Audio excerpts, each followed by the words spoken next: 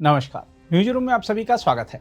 पंजाब के ग्रामीण, दूरदराज और विशेष रूप से पाकिस्तान सीमा से सटे इलाकों के कुछ सरकारी स्कूलों में स्वतंत्रता दिवस समारोह आयोजित नहीं किए जाने के आरोपों को राष्ट्रीय मानवाधिकार आयोग यानी एनएचआरसी ने गंभीरता से लिया है।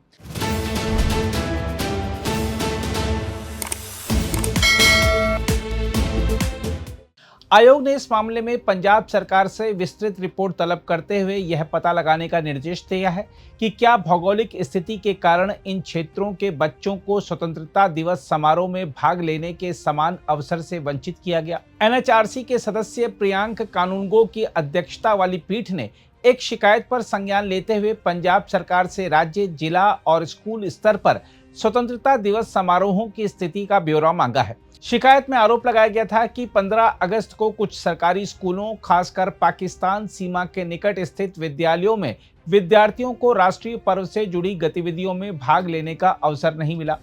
इन स्कूलों में राष्ट्रीय ध्वज फहराने, राष्ट्रगान गाने और विद्यार्थियों की समारोह में भागीदारी जैसी निर्धारित गतिविधियां नहीं होने की बात कही गई है।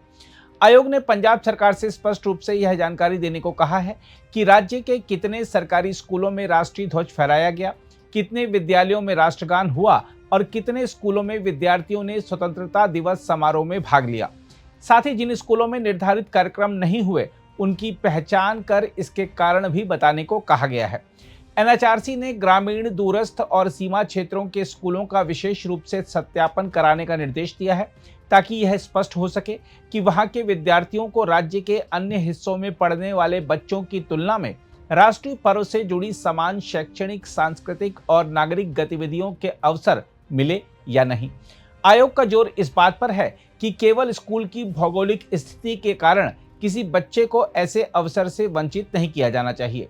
कानूनगो ने कहा कि इस तरह के आयोजनों का अभाव सरकारी उपेक्षा का संकेत हो सकता है। उन्होंने कहा कि स्वतंत्रता दिवस जैसे अवसर बच्चों को देश के स्वतंत्रता संग्राम, संविधान, राष्ट्रीय प्रतीकों, नागरिक कर्तव्यों, राष्ट्रीय एकता और लोकतांत्रिक मूल्यों से परिचित कराने में महत्वपूर्ण भूमिका निभाते हैं। ऐसे आयोजनों से विद्यार्थियों में नागरिक चेतना और राष्ट्र के प्रति जिम्मेदारी की भावना भी विकसित होती है। एनएचआरसी ने पंजाब के मुख्य सचिव को 4 सप्ताह के भीतर कार्रवाई रिपोर्ट दाखिल करने का निर्देश दिया है। आयोग ने मामले से संबंधित जानकारी केंद्रीय शिक्षा मंत्रालय से भी मांगी है और उचित कार्रवाई के लिए केंद्रीय गृह मंत्रालय को भी अवगत कराया है। बहरहाल अब पंजाब सरकार की रिपोर्ट से यह स्पष्ट होने की उम्मीद है कि आरोप कुछ विद्यालयों तक सीमित हैं या ग्रामीण और सीमा क्षेत्रों के सरकारी स्कूलों में व्यापक स्तर पर ऐसी स्थिति रही। खैर, आइए देखते हैं इस पूरे मामले पर क्या कह रहे हैं एनएचआरसी के सदस्य प्रियांक कानूनगो। पंजाब के पाकिस्तान बॉर्डर से लगे हुए इलाके के सरकारी स्कूलों में स्वतंत्रता दिवस नहीं मनाया जाता। गांव के स्कूलों में फ्लैग होस्टिंग नहीं की जाती, राष्ट्रगान नहीं किया जाता। ये ग्रामीण क्षेत्रों में रहने वाले सरकारी स्कूलों में पढ़ने वाले बच्चों के साथ डिस्क्रिमिनेशन है, उनके राइट्स का वायलेशन है। भारत का संविधान आर्टिकल 51 में संवैधानिक कर्तव्य निर्धारित करता है। भारत सरकार के गृह मंत्रालय की जो ध्वज संहिता है वो भी निर्दिष्ट करती है कि स्कूलों में फ्लैग होस्टिंग होनी चाहिए। भारत सरकार के शिक्षा मंत्रालय ने भी समय समय पर इस तरीके के निर्देश दिए हुए हैं। और सारे भारत में जब बच्चे स्वतंत्रता दिवस का उत्सव मनाकर अपने स्वतंत्रता संग्राम सेनानियों को याद करते हैं, भारत माता के प्रति नमन करते हैं, ऐसे में पंजाब के ग्रामीण क्षेत्र के बच्चों को स्वतंत्रता दिवस आयोजन से वंचित करना पंजाब की स्टेट गवर्नमेंट की न केवल नाकामी है, मैं कहूंगा ये एक प्रकार का सरकारी देशद्रोह है जो देशभक्ति की बातें बच्चों को सिखाने से परहेज करता है।